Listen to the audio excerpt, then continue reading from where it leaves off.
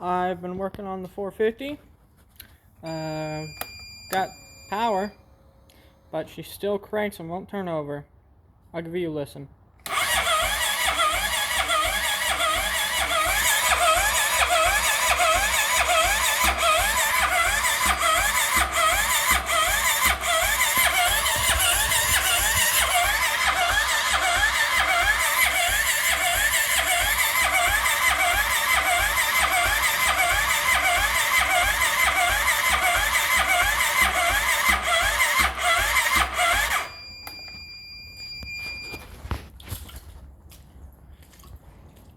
2017 Polaris Sportsman 450 electric fuel injection.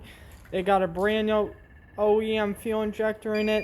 The little fuel plug's not right, but it would still work because the little whatchamacall things. Brand new fuel pump from All Balls Racing. All the fusers are good. We got a jump box on it, Caterpillar jump box, and she won't start. We put some fuel in it, still won't start.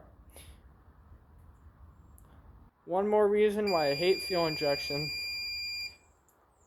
Carbureted four-wheeler be running by now.